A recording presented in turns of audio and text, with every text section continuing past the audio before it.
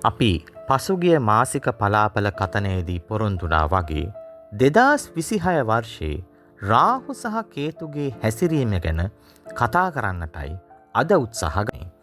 Video එකේ ඉදිරියට යන්නට කලින් ඔබ තවමත් අපිව subscribe කරලා නැත්නම් subscribe කරගෙනම ඉදිරියට යමු. දැනට රාහු සහ කේතු ග්‍රහයන් දෙදෙනා සිටින්නේ කුම්භ රාශියේ සහ සිංහයේ. රාහු කුම්භ රාශියේ කේතු සිංහ රාශියේ තමයි දැනට ගත කරන්නේ. රාහු සහ කේතු කියන්නේ චන්ද්‍රයාගේ north and south nodes කියලා අපිට කියන්නට පුළුවන්. මෙක්තනදී රාහු උතුරු අක්ෂයත් වගේම කේතු දකුණු අක්ෂයත් කියලා අපිට කියන්නට පුළුවන්.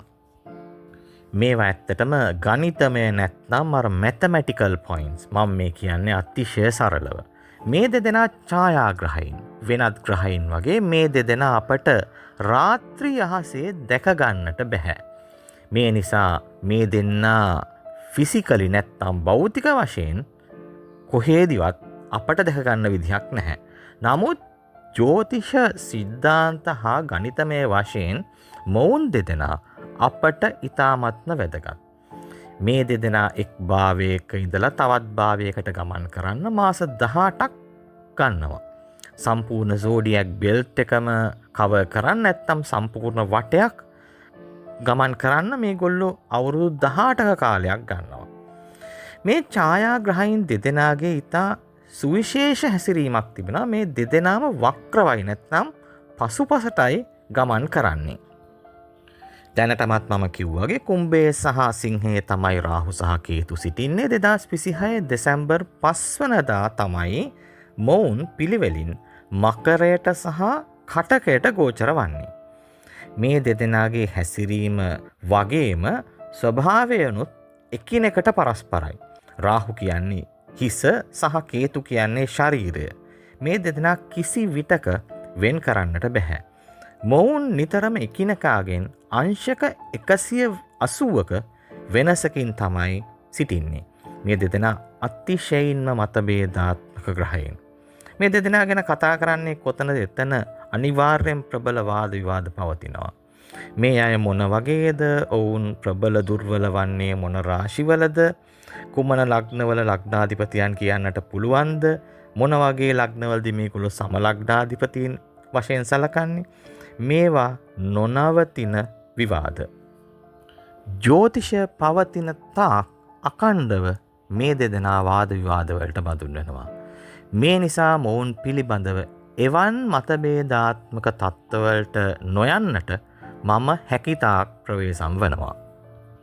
මම මෙතනදී කතා කරන්නට බලාපොරොත්තු වන්නේ ඔවුන් සිටින අක්ෂය දැනට නම් කුම්භය සහ සිංහය කියන අක්ෂය හා ඔවුන් ගමන් ගන්නා නැකැත් අනුව 2026 එක් ලග්නයට බලපාන ආකාරය පිළිබඳව කතා කරන්නටයි සූදානම් වෙන්නේ. මේ දෙදෙනා ගැන කතා කරනකොට කතා කළ යුත්තේ එකට. මේ දෙදෙනාගේ තවත් විශේෂත්වයක් තමයි මේ දෙදෙනා රැඳී සිටින්නේ කුමන අක්ෂයේද? තරමක් එම රාශියේ අධිපතියාට සමාන ලක්ෂණ පෙන්눔 කරනවා. මේ ප්‍රකාශයත් ඇතැම් විට විවාදයට හේතු වෙන්නට පුළුවන්. රාහු කුම්භයේදී හැසිරීම බොහෝ දුරට ශනිගේ හැසිරීමට සමාන වගේම මොකද රාහු කියන්නේ කුම්භයේ කෝරූල නැත්නම් සමලග්නාධිපතිය කියලාත් කියන්න පුළුවන්. සිංහයේදී කේතු ක්‍රියා කරනු ලබන්නේ යම් තාක් දුරට රවිට සමානව. රාහු කියන්නේ හැමදාමත් මම කියනවා වගේ ග්‍රහවලල්ලේ ඉන්ද්‍රජාලිකයා, මායාකරුවා. මෙයාගෙන් ඔබගේ හිතේ පවතින සියලුම ආකාරයේ දුර්වලතා පෙන්눔 කරනවා. ඒ වගේම අපේ යටිහිත සමග ගනුදෙනු කරන ග්‍රහයාත් රාහු තමයි. ඒ වගේම කුමන්ත්‍රණ කල්තියා ඉතා හොඳින් නැත්තම් කලින්ම ඉවැටෙන ග්‍රහයා වන්නේ රාහු. කේතු කියන්නේ අත්හැරීම මූලික කරගත් ග්‍රහයෙක්. වගේම මෝක්ෂකාරකයි. මෙයා භෞතිකත්වයේ කියන කාරණයට අදාළ නොවන ග්‍රහයෙක්. රාහු මේකේ අනිත් පැත්ත. කේතු කියන්නේ කඳ කොටස. මෙයාට පෙනෙන්නේ නැහැ. මේ නිසා මෙයාට දෘෂ්ටියක් නැහැ. ඇතැම් ගුරුකුලයන් කියනවා කේතුට දෘෂ්ටියක් තියෙනවා කියලා. එම මතවලට මම ගරු කරන ගමන් මම කියනවා නමුත් කේතුට දෘෂ්ටියක් නැහැ කියලා තමයි මම සලකන්නේ. දැන් ඔබටත් යම් වැටහීමක් ඇති මේ දෙදෙනා එකිනෙකාගෙන් කෙතරම් වෙනස්ද කියලා. 2026 එක්තරා කාලයක් පැමිණෙන මේ දෙදෙනා අතිශයින්ම ප්‍රබල වන. මේවා පුද්ගලිකව බලන්නට නම් ඔබගේ දශා අනුදශා තවත් බොහෝත් කාරණා දිහා අවධානය යොමු කරන්නට වෙනවා. අපි ඉදිරියට යමු. රාහු තමාගේම නැකතක ගමන් ඇරඹුවා නොවැම්බර් 23 වෙනිදා. කුම්භය. කුම්භ කියන්නේ ලංකාවේ ලග්නය. මින් ටික දවසකට පස්සේ ලංකාවේ සිදු වූ දේ ගැන ඔබ හැමදෙනාම දන්නවා ඇති. මම මේ පිළිබඳව වැඩි කතා කරන්නට කැමති නැහැ.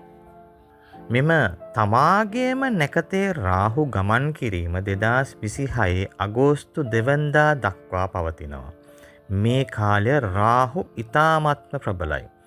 අගෝස්තු 2 වෙනිදා ඉඳලා රාහු ගමන් කරන්නේ කුජගේ නැකතක.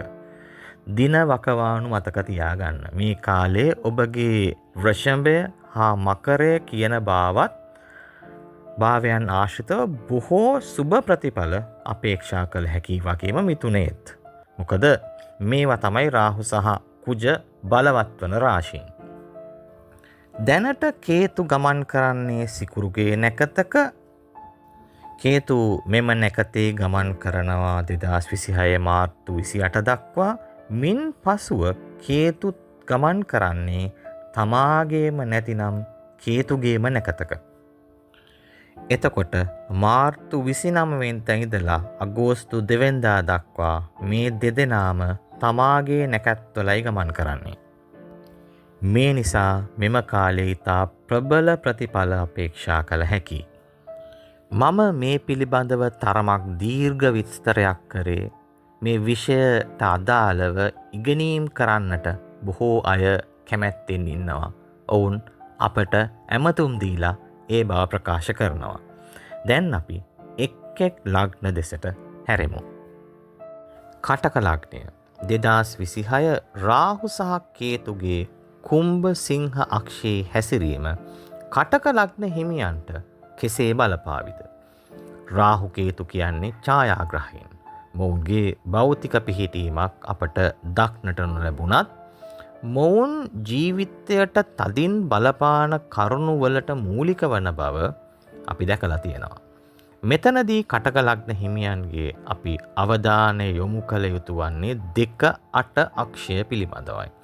8 වෙන්න කියන්නේ පරිවර්තනයන්, හදිසි අවස්ථා. මෙතනින් මුහුදින් එතර ස්ථාන පෙන්눔 කරනවා. ඒ වගේම මෙතනින් දුර්වලකම් පෙන්눔 කරනවා.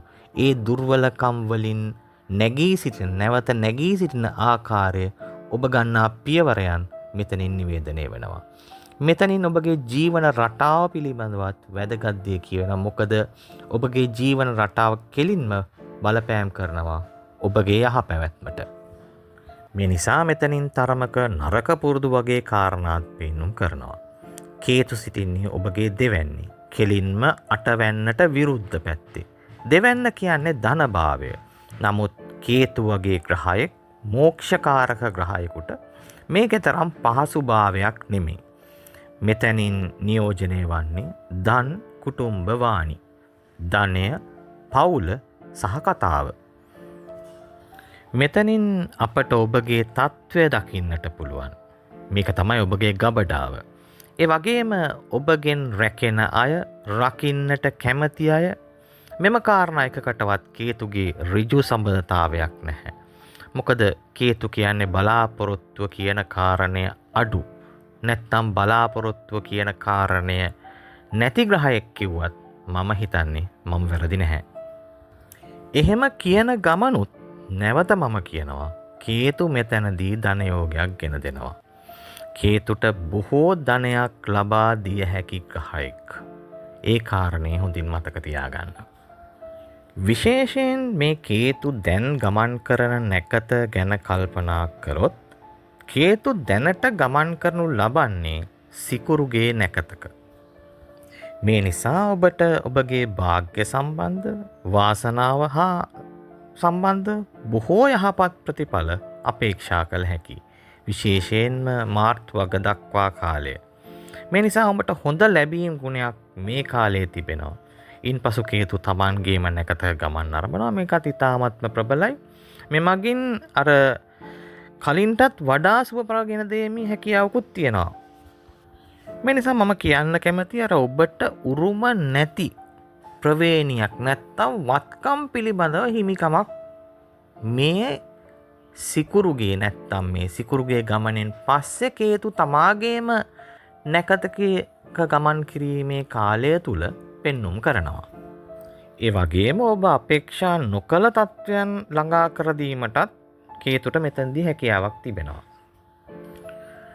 පවුලේ අයගෙනුත් ලැබීම් පෙන්눔 කරනවා. නමුත් කතාව නිසා පවුලේ අය සමග ගැටුම් ගැටලු වලට යන්න පුළුවන් බවකුත් පෙන්눔 කරනවා. කතාව සම්බන්ධයෙන් විශේෂයෙන් සැලකිලිමත් වෙන්න. මොකද කේතු කියන්නේ ගින්දර.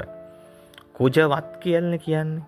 මේ නිසා ඔය උදෑසන ව්‍යායාම් කිරීම, රවි ශක්තිමත් කර ගැනීම සහ තමාගේ කතාව තමා විසින් පාලනය කර ගැනීම මෙහිදී තාමත්ම වැදගත්. රාහු අටවැන්නේ සිටින්නේ ප්‍රබලම පරිවර්තනයන් පෙන්눔 කරන භාවයේ. නමුත් ප්‍රවේණිගත උරුමයන් පිළිබඳව අනවශ්‍ය ප්‍රමාදයක් ඇති කරන්නට රාහුට පුළුවන්. මෙම තත්වයන් ඇතැම් විට ඔබට තරමකර මානසික පීඩනයක් ළඟා කර දෙන්නත් පුළුවන්.